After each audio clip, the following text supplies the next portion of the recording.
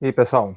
Então, hoje a nossa conversa aí vai ser sobre as atividades da semana 3 aí do PET 4, tá bom? E aí, a semana 3 do PET 4 começa trazendo esse recorte aí desse texto, né, que fala sobre polígono regular inscrito na circunferência. Então, vamos lá. Cada um dos polígonos regulares abaixo, então vamos lembrar algumas coisas. Polígono regular, quer dizer que esse triângulo, esse quadrilátero, esse pentágono, esse hexágono, todas essas figuras que estão aqui, elas têm os lados medindo com a mesma medida. Essa é a ideia do polígono regular, né? As medidas dos lados são todas iguais. E ele vai falar, né? Cada um dos polígonos regulares abaixo está inscrito em um círculo de raio medindo 10 centímetros. Então, ou seja, o raio desses círculos é 10. E os círculos são todos iguais, tá? E aí ele vai falar, né? Escreva no quadro a seguir, nas células acima dos polígonos, o nome de cada um.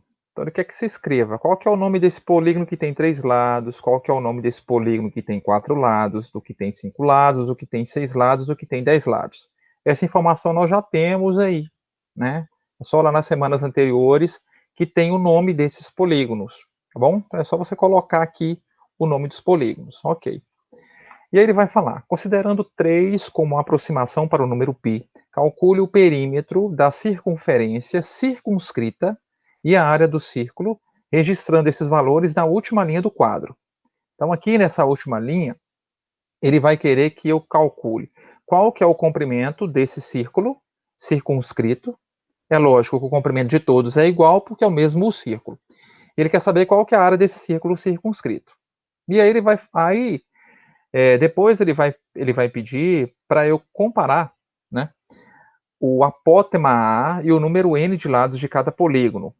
Então, o apótema A, ele deu a medida para cada figura dessa. Então, esse aqui mede 5, o número de lado é 3, esse apótema mede 7,07, o número de lados é 4, esse apótema mede 8,09, o número de lado é 5, esse apótema mede 8,66, o número de lado é 6, esse apótema mede 9,55, o número de lado é 10.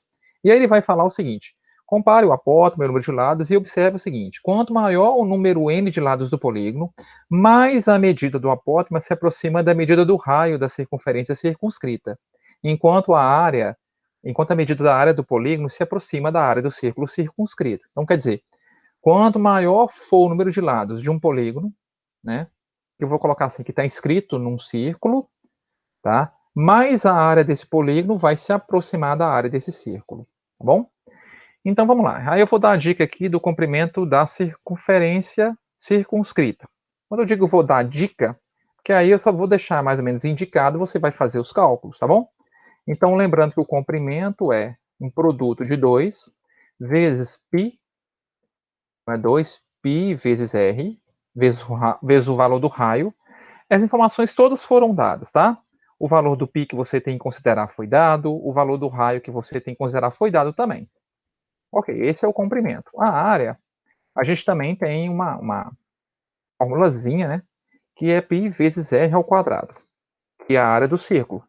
O π eu também já tenho, o raio já tem, é só desenvolver esse cálculo. Lembrando que quando você tem raio ao quadrado, primeiro você tem que desenvolver a potência, né? Para depois calcular vezes o valor do π, tá? E aí você preenche essas informações. Ok, então essa primeira parte da atividade é isso aí. A segunda parte vai falar assim, ó, na figura abaixo, há um quadrado de lado medindo 3, inscrito em uma circunferência de raio R. Tá aqui. Sabendo que a medida da área de um quadrado é dado... Desculpa, deixa eu voltar. Sabendo que a medida da área de um quadrado é dada pelo quadrado da medida do seu lado, então ele vai falar a área do quadrado. Para eu descobrir essa área, eu tenho que pegar o lado e elevar ao quadrado. É isso que ele está querendo dizer. Complete as lacunas para que as frases fiquem corretas. Aí vai falar. A medida da área do quadrado é... Ele já deu a dica. Como é que calcula a área do quadrado? Tem que fazer lado vezes lado, né? E a do perímetro é... Então, qual que é o perímetro do quadrado? Perímetro é soma dos lados. Também já estudamos isso, né? Então, se os lados do quadrado são todos iguais, você vai só somar esses lados. A soma das medidas dos ângulos internos lembra que no quadrado, o ângulo interno é 90 graus. Qual que vai ser a soma de todos esses ângulos internos? E a soma dos seus ângulos externos nós também já estudamos sobre a soma dos ângulos internos de um polígono. É só olhar na atividade anterior do PET.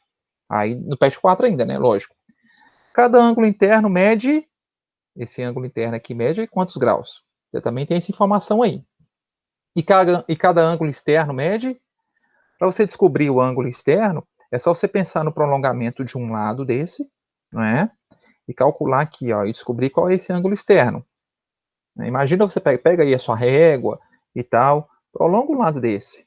Esse vai ser o seu ângulo externo. Quanto que ele mede? Né?